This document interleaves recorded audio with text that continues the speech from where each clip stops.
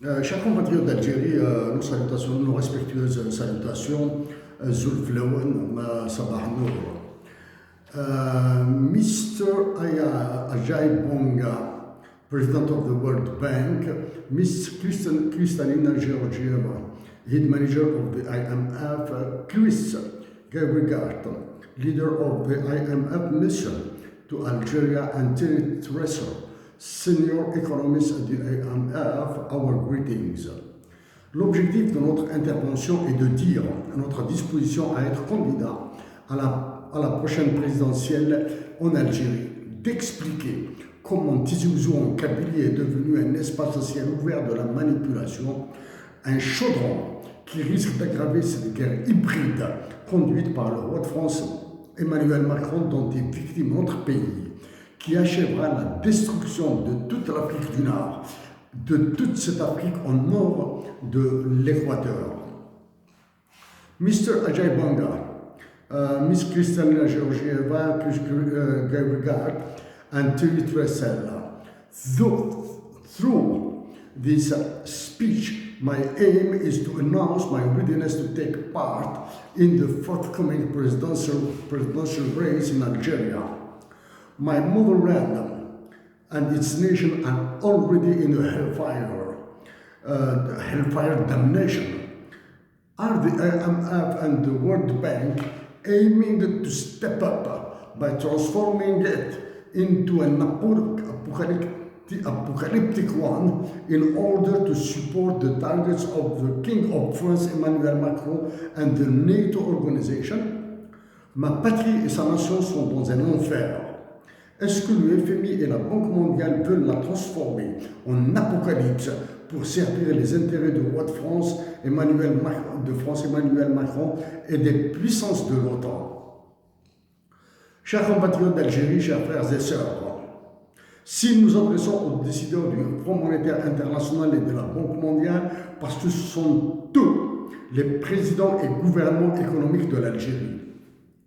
Si nous réussissons à surmonter l'épreuve de la candidature à cette présidentielle imposée par un coup d'État, nous ferons une campagne électorale uniquement dans les villes du sud de l'Algérie que sont Borj Beji Mokhtar, Ain Gzem, Tamanrasset, Adrar, Janet et Tindouf, si le tour de toutes ces villes nous est possible.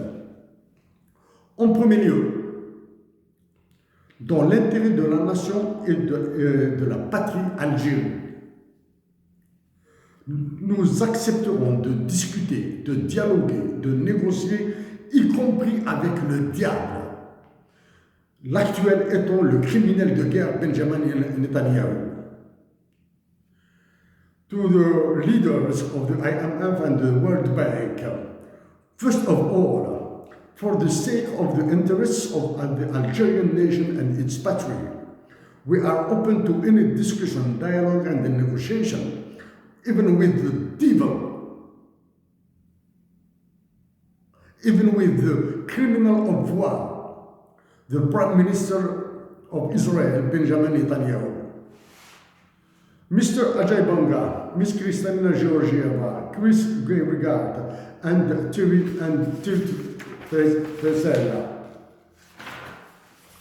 à cause, en partie de vos ordres, l'État algérien reçoit l'aide publique au développement de l'OCDE. La nation algérienne est donc officiellement pauvre et le pays Algérie est sous-développé.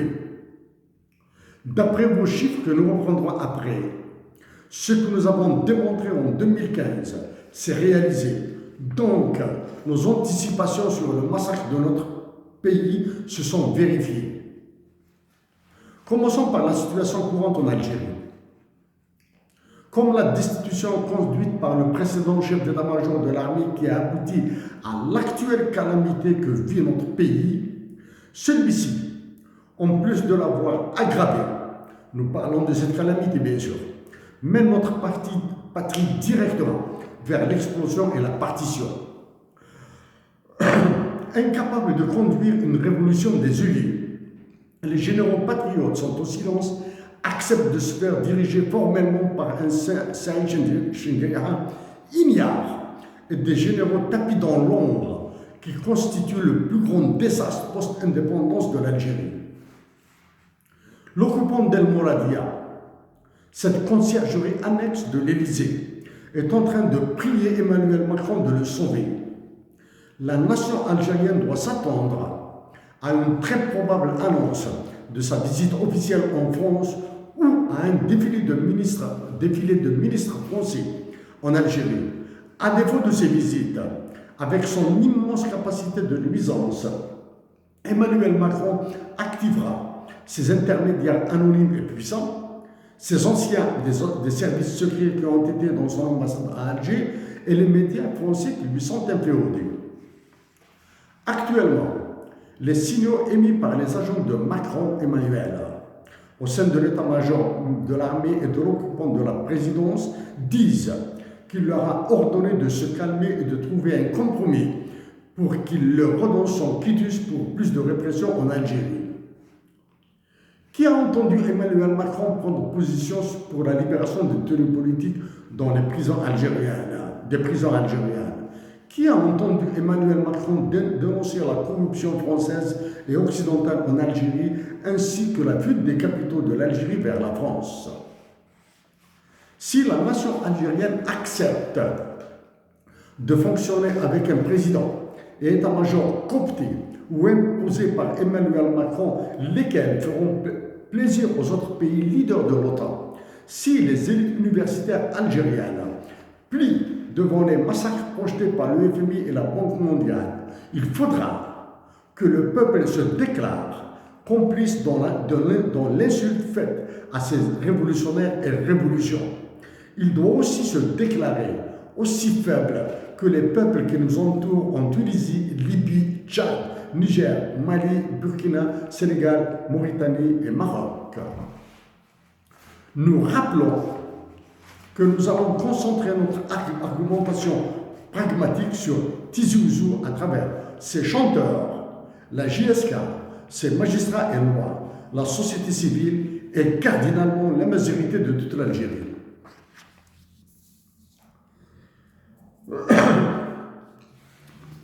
Pour cela, brossons d'abord un portrait rapide du pays au moyen du dernier rapport d'avril 2024 du FMI qui a convoqué durant ce même mois son gouvernement à Washington. Durant ce même mois d'avril, le gouvernement algérien a été convoqué à Washington, ainsi que le gouverneur de la Banque centrale. Les chiffres du FMI sont bizarres. S'ils donnent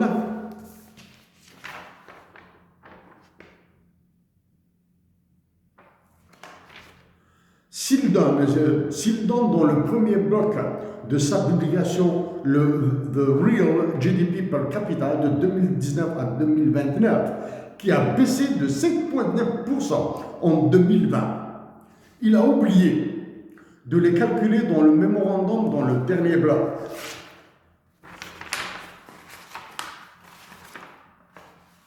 Ici, et voici le dernier bloc. Là où vous voyez les points d'interrogation. D'après un journal français, les Algériens veulent manger du junk food. Junk food, c'est la nourriture pourrie de KFC ou PFK. KFC, c'est Kentucky Fried Chicken. Poulet frit de Kentucky.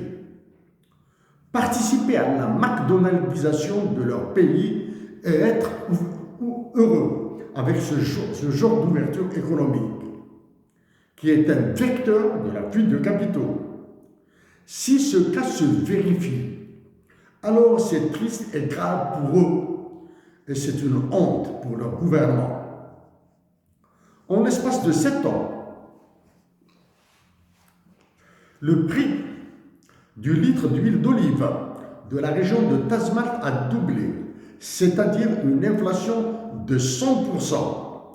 Le prix d'une course de taxi de Boujil à Agbou, distant d'environ 25 km, est passé de 200 à 2400 dinars, soit une inflation de 1100%, alors que le FMI et la Banque mondiale font leurs calculs avec un taux de 9,2%.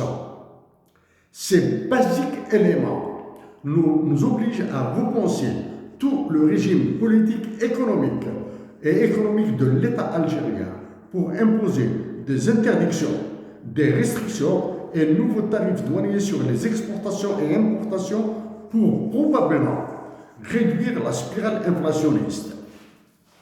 Si les économistes du FMI et de la Banque mondiale répondent par une théorie jamais vérifiée qui consiste à manipuler le taux directeur de la Banque centrale, le taux directeur ou le taux à un jour, aucun d'eux ne dit l'impact de l'inflation sur l'éducation et la santé.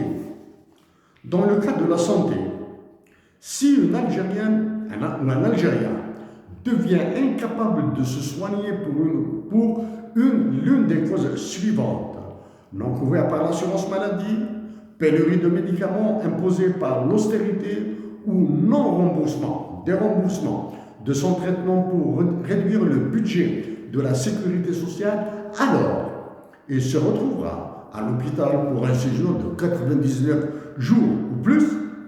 S'il ressort vivant, il coûtera plus cher que son traitement habituel après une semaine de traitement à domicile. Mr. Ajay Bonga, Miss Kristalina Georgieva, Chris Gabriel and Thierry Tressel. À travers vos chiffres, analyses et ordres, c'est le mépris de la Banque mondiale et du FMI envers l'Algérie que nous lisons. Et c'est ce que nous allons changer si nous sommes élus président de la République. Au lieu de cette gabegie et mascarade de la numérisation qui dure depuis plus de 30 ans, une blague dans les bouches des ministres algériens qui nous rebattent les oreilles avec. Cette numérisation qui offrira l'Algérie au vautour des bitcoins. Nous répondrons par une organisation administrative et bureaucratique plus efficace et offrirons ce travail aux informaticiens résidant en Algérie qui seront appuyés par des compétences établies à l'étranger. Cette histoire de numérisation est dans votre recommandation publiée dans ce rapport. Vous avez parlé aussi du FSAP, the Financial Sector Assessment Program. À travers l'état-major de l'armée, la Banque centrale, le ministère du Travail, Sonatrach et l'Office national des statistiques, l'État algérien est incapable de produire un quelconque chiffre fiable et vous insistez sur l'application de ce programme, le programme d'évaluation du secteur financier. Tenons, nous allons aller dans quelques détails de ce rapport du FMI d'avril 2024 qui est sur 94 pages. Dans ce rapport, il a présenté la situation les chiffres de l'Algérie de 2019 à 2029, sur 11 années. Alors que nous avons déposé des documents, sur 40 années, ainsi que des lettres que nous avons envoyées. Chez vous, à Washington, nous avons déposé des chiffres, des analyses sur 40 années dans vos sièges à Washington. Des chiffres sur 40 ans, et non pas sur 11 ans. Aux dirigeants du FMI et de la Banque mondiale, êtes-vous aveugle pour ne pas voir cette guerre hybride que vit l'Algérie et tout son voisinage? Aussi, pour relancer l'économie en Algérie, il faut des travailleurs patriotes, motivés et productifs. Actuellement, ils sont abattus et découragés, puisque le climat des affaires et les libertés qui lui sont consubstantielles sont un abcès de fixation dans vos analyses. Aucun mot, même pas une allusion aux détenus politiques en Algérie, en relation avec l'économie. Parmi ces détenus que nous considérons innocents, il y a Ihsan El-Khadri, condamné pour une débilité judiciaire, portant sur un financement, alors que cette misère des private equities est encouragée dans le lancement de cette autre ineptie linguistique dans les pays sous-développés comme l'Algérie et que sont les startups. Il est évident que vous êtes conscient que ce que vous avez fait et fait subir à l'Algérie se déroule dans un environnement de guerre sanglante. Nous les rappelons pour vous et nous les rappelons pour les Algériens qui ont moins de 35 ans. Entre 1985 et 1989, c'est l'introduction de Tina qui a exigé le déclenchement de la tragédie d'octobre 88 durant laquelle des assassinats sans sommation ont été commis et des enfants ont été torturés. Après le passage de Michel Consu, ancien directeur général du FMI à Alger, si le gouvernement de Mouloud Hamrouche a été passif, celui de Sid Ahmed Rozali a été le gouvernement actif et destructeur. À partir de 1990, entrer dans une double guerre, une guerre civile et une guerre contre les civils, ce sont des mots de Hussein Ahmed. L'Algérie a plongé dans une crise de liquidité financière qui a lancé comme un bolide la destruction de l'économie de l'Algérie. Dévaluation du dinar, création de holding, démantèlement des entreprises publiques, des privatisations assassines, surtout dans l'industrie, et supprimée en famille. Distribution sans garantie de l'argent public pour des investissements stériles, devenus une créance non recouvrée et non recouvrable. Ce torrent d'argent a alimenté une tornade inflationniste, une trappe de liquidité financière, une prédation adossée à des généraux de l'état-major ou placés dans la haute administration publique. L'assassinat du révolutionnaire Mohamed Boudiaf était l'acte prospectif qui a annoncé ce qui se passe actuellement. Les années 2000, marquées par une autre et terrifiante récession économique, l'explosion du chômage et la continuation du démantèlement du secteur public sont dans la mémoire ensanglantée de la nation dans les assassinats massifs commis y compris par des snipers avec un effarant nombre d'handicapés à vie, ont fait sombrer la Kabylie dans une tragédie comparable à celle de 8 mai 45. Ce massacre a été le masque des ravages, de l'incompétence, de la soumission des dirigeants algériens et des ordres du FMI et de la Banque mondiale. À vous, président, directeur et économiste du FMI et de la Banque mondiale, l'assassinat d'un enfant de 13 ans durant les événements de 2000 en Kabylie, l'assassinat d'un enfant de 13 ans, Abdelhafid Mesenti, et d'une mère, Nadia Abba, sont parmi les images les plus horribles qui nous hantent. À partir de 2010, c'est la perte de souveraineté sur toutes les richesses naturelles et les espaces maritimes, ainsi que la partie sud du pays qui a été visée. Les soi-disant députés et sénateurs algériens sont vos agents d'exécution. Loin de la vie de la nation, ils ont commencé par approuver l'actuelle constitution rédigée par des Algériens et que nous avons qualifiée d'antipatriotique, criminelle. Et sa version précédente,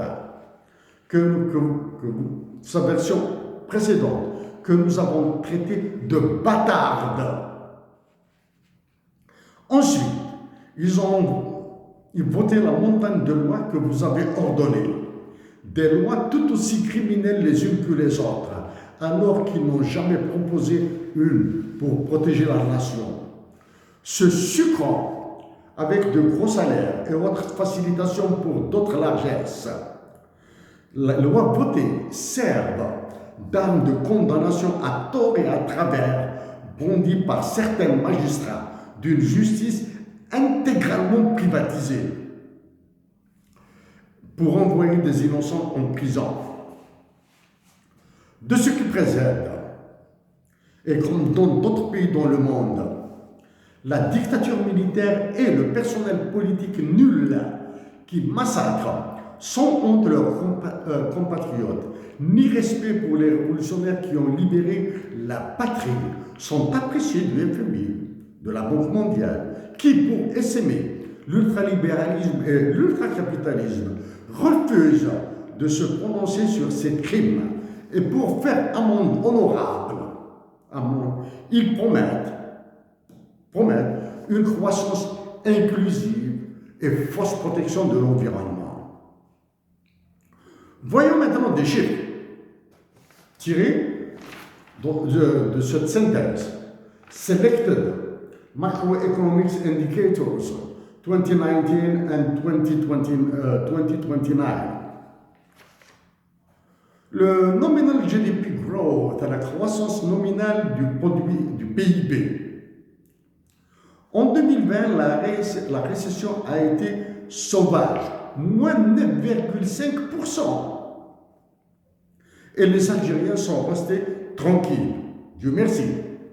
En 2021 et 2022, la croissance a été, s'il vous plaît, de 20,4% et 27,3%.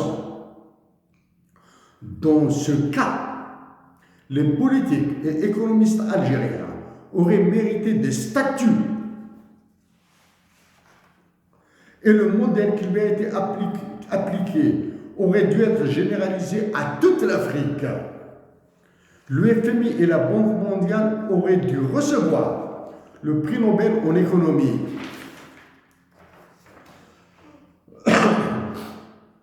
Si vous avez donné des projections de croissance jusqu'en 2029, toutes supérieures à 7%, s'il vous plaît. Le GDP par capita, le revenu par tête d'habitant, est cependant vide. Alors que un recensement de la population de l'Algérie a été réalisé, mais l'État algérien refuse de publier ces chiffres. Comment se fait-il que des économistes du FMI, de la Banque mondiale, calculent des projections jusqu'à 2029 et sont incapables d'estimer le revenu par tête d'habitant? Avec ces somptueuses projections de croissance, il se trouve que le nombre de mois,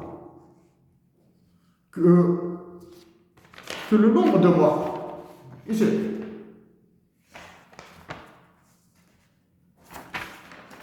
il se trouve que le nombre de mois passe de 14 mois en 2023 à 6,6 mois en 2029. Une croissance positive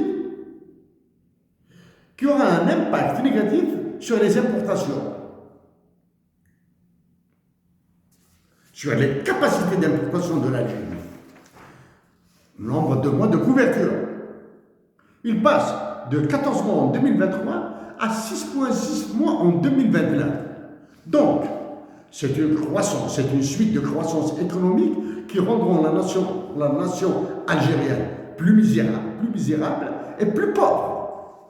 Un appauvrissement double qui sera aggravé par l'augmentation des exportations de pétrole et gaz. Donc, une dévaluation du dinar s'annonce, alors que rien que sur les 11 années de vos projections que couvrent vos chiffres, la balance commerciale est en ruine. Avec la chute des actifs nets à l'étranger, les actifs nets sont les réserves internationales et l'or, qui va de moins 20,3%, moins 20,3% en 2024, qui correspond en 2019, pardon, qui correspond au coup d'État de 2019, à moins 15,8% en 2029. Là, la nation algérienne recevra des astéroïdes plus grands que la planète Terre sur la Terre, sur leur Terre. En vous rappelant que ce sont le FMI et la Banque mondiale qui dictent depuis presque 40 ans aux décideurs en Algérie ce qu'ils doivent faire, vos chiffres montrent que toutes vos recommandations ont produit un désastre qui culmine présentement avec le crime en dépossession de la nation de sa patrie. Voyons maintenant pourquoi. Il n'a jamais été dit par les économistes du FMI et de la Banque mondiale que les Algériens sont des feignants et improductifs, que les décideurs locaux en Algérie préfèrent garder le pouvoir par une sauvage répression, antipatriotisme, gabegie, laisser-faire et planche à billets que de voir le peuple algérien et sa terre heureux. Avec des consciences ravagées par l'ultralibéralisme et le capitalisme, les Algériens ont abandonné leur culture altruiste, alimentée par la générosité ordonnée par la religion musulmane, sont devenus individualistes et ont cru que gagner de l'argent sans production et sans effort est une richesse. Est-il possible à des économistes comme vous, est-il possible à des économistes de la Banque mondiale et du FMI, non concernés par l'avenir de la nation algérienne, de diagnostiquer et prescrire des remèdes dans un domaine aussi débile que l'économie? Si vos recommandations ont été les bonnes, le désastre courant, résultat d'un pouvoir politique et militaire inepte, aurait été évité. Donc, s'il y a un meilleur avenir pour la nation algérienne était l'objectif du FMI et de la Banque mondiale, d'Emmanuel Macron et des pays de l'OTAN, vous auriez exigé le changement de la structure même de ce pouvoir. À cet effet, nous avons suggéré un renouvellement intégral de l'état-major de l'armée, lequel sera éloigné de l'espace public et de la décision politique, tant nationale qu'internationale. Même s'il y a des bizarreries dans votre rapport que peu d'Algériens comprennent, très peu, comme the AML and CFT, anti-money laundering and combating the financing of terrorism. En parlant de CFT, la lutte contre le terrorisme, nous pensons que ce sont d'autres pays qui financent le terrorisme en Algérie, et non le contraire. Sur ce point, nous avons contacté le GAFI et le FATF sans aucune réponse.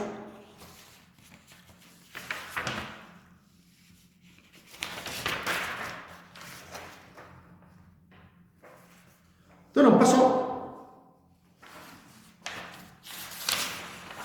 passons maintenant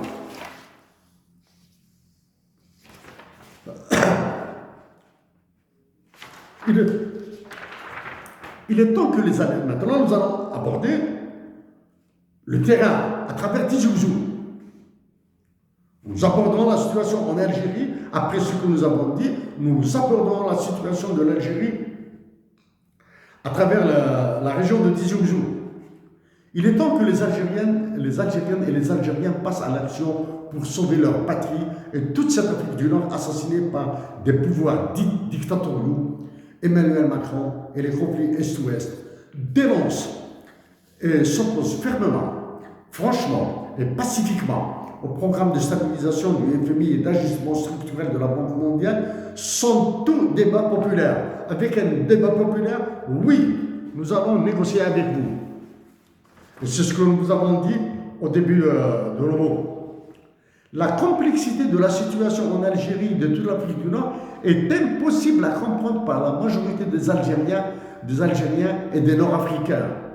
C'est cette complexité de la situation en Algérie que nous aborderons maintenant avec pragmatisme, à travers cette hideuse manipulation concentrée sur Tizi Ouzou. Nous le répétons encore une fois, depuis que Hussein El Hamed et Louis Matoub sont partis, cette région est devenue une très mauvaise foi politique où des généraux veulent rééditer le massacre de 2001, 2002 et 2003. L'UFMI et la Banque mondiale et l'impact sur Tizi Ouzou. Elle est dans la phrase, à travers, dans le bout de votre rapport, ici. Including by shielding non-strategic and growth-making ones. Le FMI a ordonné à l'État, au gouvernement algérien de privatiser ou bien de céder aux dynasties symboliques peut-être, à des concentrations de mafia en Algérie, des entreprises qui font des pertes. C'est depuis 2015 que nous avons attiré l'attention des Algériens sur cette pratique. Maintenant, la Tizi Ouzou, c'est l'énième de Tizi Ouzou qui est visé. Nous l'avons dit, il y a plus de 5 ans depuis que nous répétons ces mêmes mots-là. Depuis 2019, si on pire que cette privatisation se voit, loin de la Sonélec et des autres, la privatisation de l'État algérien a touché les services de sécurité et la justice. Actuellement, l'état-major de l'armée et franchement celui qui occupe la présidence de la République ont privatisé les services de sécurité, y compris la sécurité militaire, la justice. Ce sont ceux-là qu'il faudra déprivatiser. Il y a presque 2 mois de cela, nous avons parlé de cette foire sur les lois portant privatisation et accession à la propriété privée votée par vos députés sous le vocable de l'accès à la propriété privée. En décidant d'imposer la théorie de Ronald Coase, jamais vérifié, c'est un crime que vous légalisez. L'UFMI, la Banque mondiale, en imposant cette théorie, a ordonné aux députés et sénateurs algériens de légaliser un crime et d'ordonner au gouvernement de l'exécuter.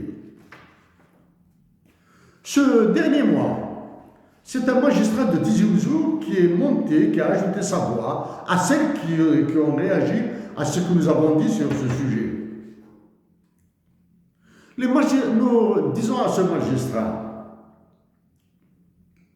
les magistrats algériens regagneront en honneur en exécutant une justice au résultat juste, qui commencera par la libération de tous les détenus politiques et leur affranchissement de l'autorité des généraux.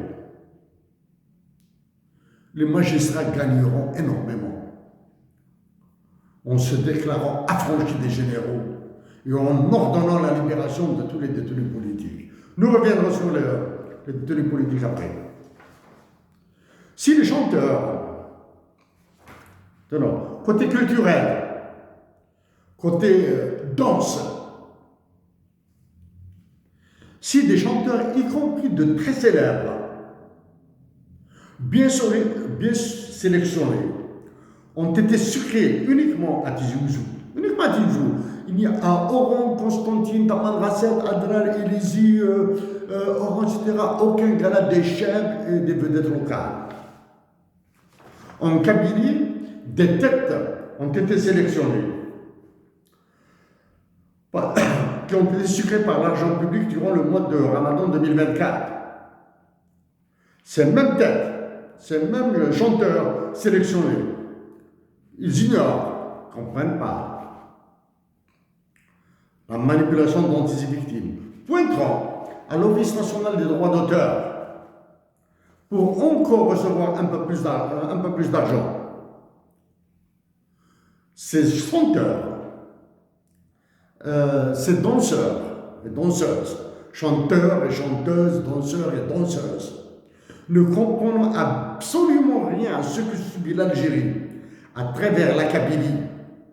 Ces chanteurs cupides, pour certains, ont accepté de participer à la mangeoire et de rouler pour des généraux dans cette arnaque. Lounes Mahtoub se repose là où il se repose. Aurait-il été associé à cette mangeoire? Aurait-il accepté de fonctionner comme vous?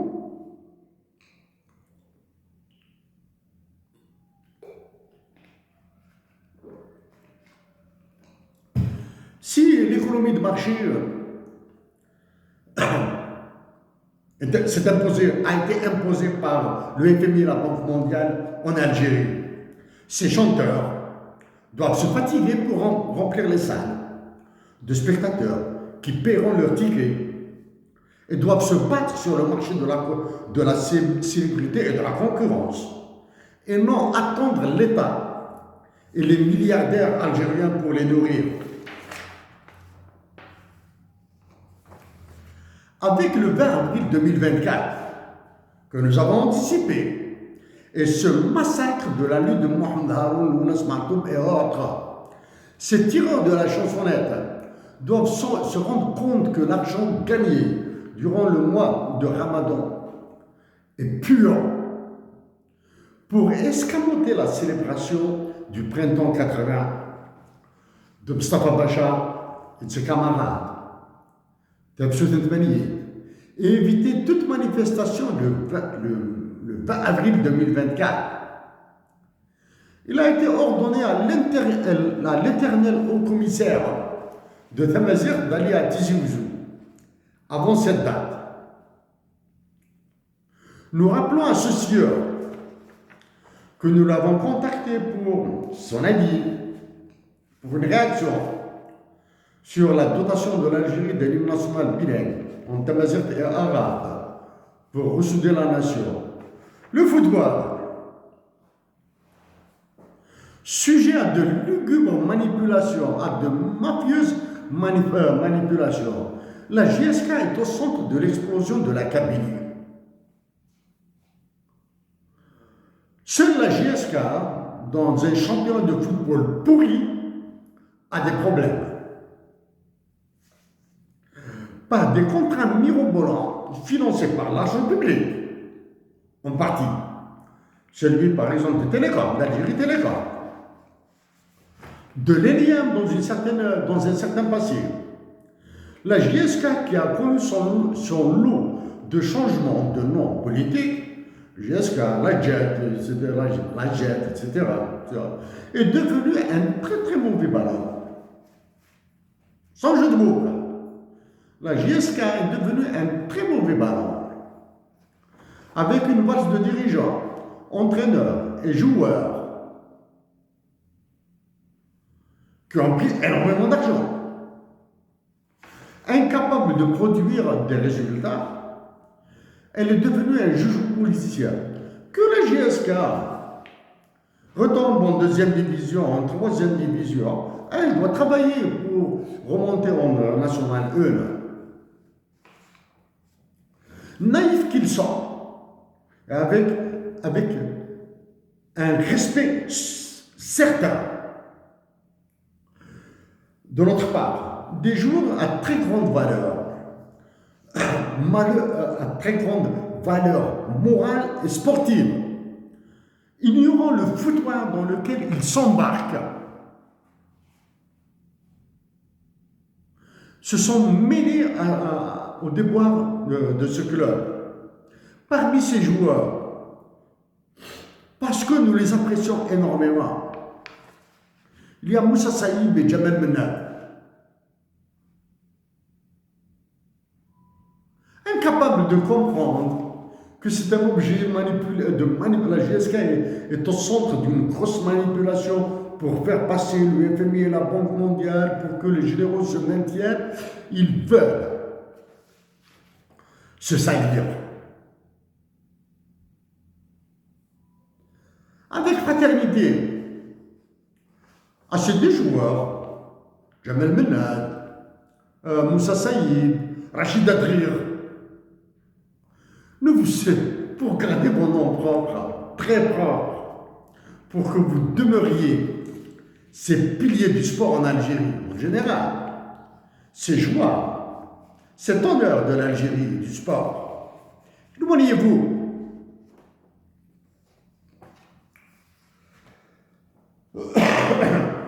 revenons sur la privatisation de l'ENIA.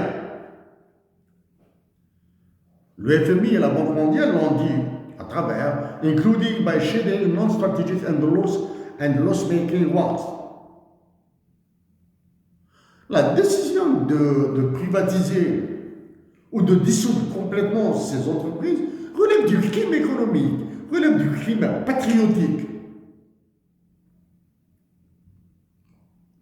Il est possible de négocier avec les travailleurs de l'ENIA et de toutes les compagnies qui sont visées par la privatisation ordonnée par le FMI et la Banque mondiale. Avez-vous oublié le massacre de Metal Sider, de Cistois de Cosider? Il est possible de négocier avec les entreprises qui ne font pas des profits et déficitaires, et que nous avons déjà suggéré il y a longtemps. Baisser leur salaire, réduire le temps de travail, baisser les prix de leurs produits,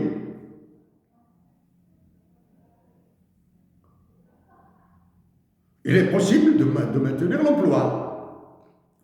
Les travailleurs algériens seraient sages de penser à la réduction du nombre de jours de congés ou à offrir 4 jours de travail à titre gracieux pour la patrie. Et l'État doit penser à un salaire horaire et abandonner cette histoire de points indiciaires. Et il est possible, en combinant la protection de la production nationale, en protégeant par des barrières tarifaires, par des quotas, par des restrictions, les importations, de relancer toute la dynamique de la production en Algérie, de la préservation de l'emploi. Enfants à 13 ans et à 18 ans, nous avons travaillé durant nos vacances scolaires dans des établissements de confection de vêtements qui ont été tous fermés à cause du FMI et de la Banque mondiale, à cause de l'explosion du prix du fil, du tissu et bien sûr, des équipements industriels, des machines à coudre, etc. Nous avons travaillé. C'est là-bas que nous avons commencé à gagner nos salaires durant les vacances scolaires. Ce sont des établissements de nos oncles à Alger.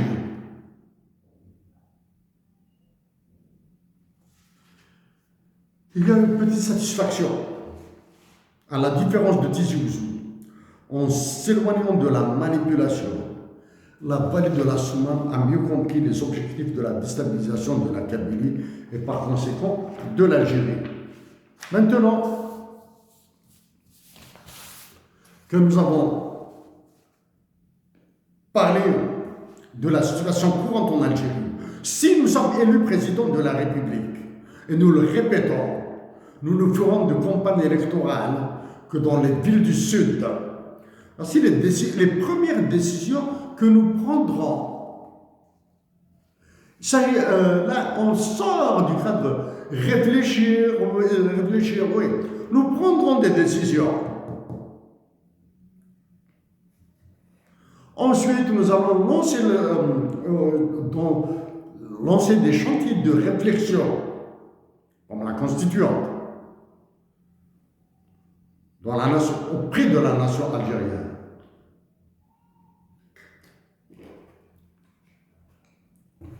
La première décision que nous prendrons, parmi les premières décisions, c'est-à-dire ces décisions se prennent en moins d'une demi-journée là. Libération immédiate de tous les détenus politiques et lancement d'une initiative pour les dédommager. C'est la première. Tous les détenus politiques seront libérés immédiatement, tous.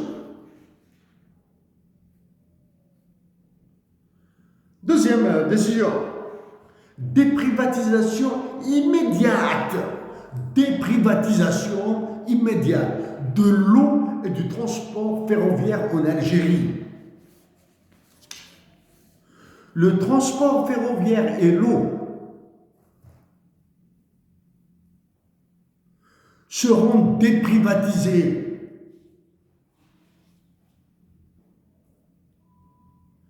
Ceux qui se sucrent avec l'eau nationale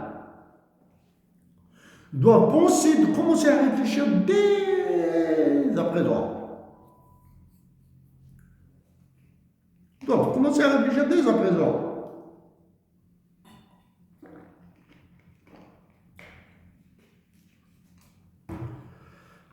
La surévaluation du dinar par rapport au dollar US et retour au taux de change fixe. Nous le répétons. Surévaluation immédiate du dinar et retour au taux de change fixe. Le dinar retournera vers sa valeur économique et financière d'octobre 88. Pourquoi octobre 88? Parce que c'est à la fin de 1988 qu'a commencé le massacre de l'Algérie. Donc, dans un premier temps, nous repartirons vers le taux de change du dinar par rapport au dollar tel qu'il était en octobre 88. Et après 6 mois, il est fort probable que nous fassions subir une autre surévaluation.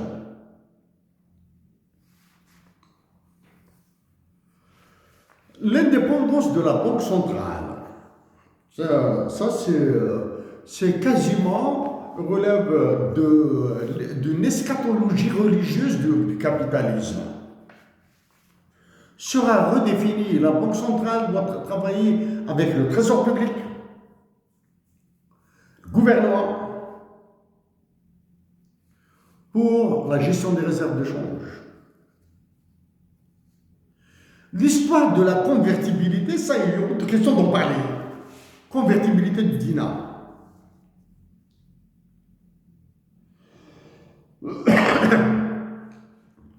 Favorisation et encouragement de les décisions. Maintenant, il y a des décisions qui prendront un peu de temps.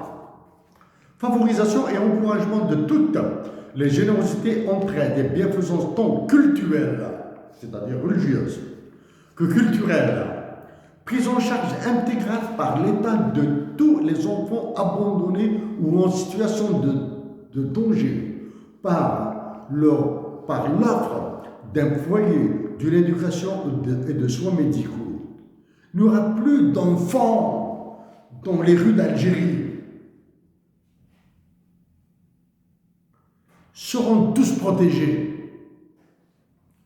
Suspension immédiate des lois sur l'accès à la propriété privée des biens sociaux, économiques financés par les fonds publics ainsi que ressources naturelles, telles que les terres, l'eau et les forêts.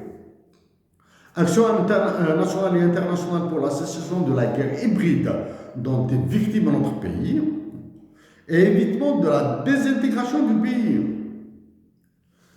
Élaboration des traités de paix avec les pays voisins. revivification de l'esprit de la révolution et des révolutionnaires algériens au sein de la nation, suppression de l'enseignement de Tamazight dans les écoles primaires et dotation de la patrie de l'hymne national bilingue en arabe et tamazight. L'enseignement de Tamazight dans les écoles primaires sera supprimé. Nomination d'un civil à la direction politique du ministère de la Défense nationale. Nomination d'un civil à la direction politique du ministère de la Défense nationale. Il est probable qu'un vice-ministre de la Défense nationale lui soit accolé, ajouté, parce que c'est immense ce qui attend l'État algérien dans la défense nationale. Recréer des services secrets aussi efficaces que ceux qui ont été créés par l'IMCIBI demande beaucoup de choses.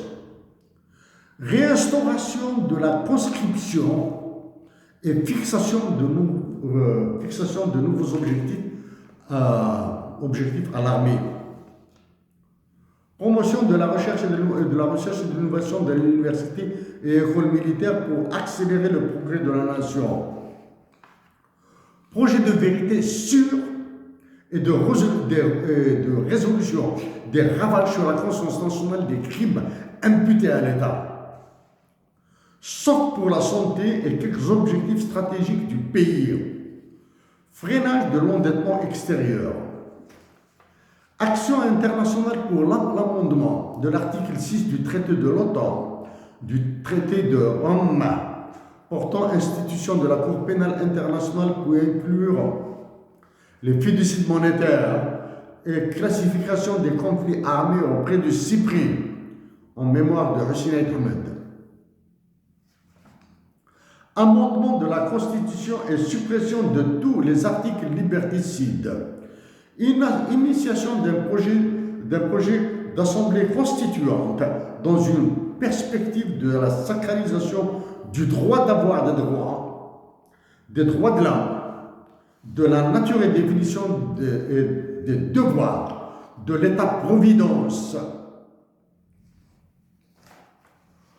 En parlant de l'État-providence, le FMI et la Banque mondiale pourraient ordonner même notre assassinat. Introduction d'un impôt pour le financement de la justice. La nation algérienne participera au financement de la justice pour lui redonner, initier un sentiment de protection. La nation algérienne paiera un impôt pour le fonctionnement de la justice. La justice algérienne sera alimentaire par les fonds publics, mais la nation algérienne participera. Mise en œuvre d'un système de mesure du bien-être qui inclura le bonheur, la paix et la sécurité comme variable fondamentale. Renversement, ce sera un immense défi de la propension de l'Algérien à l'exil. Renforcement de l'enseignement des mathématiques et statistiques dans les cursus scolaires et universitaires, y compris dans les sciences humaines comme la sociologie et psychologie.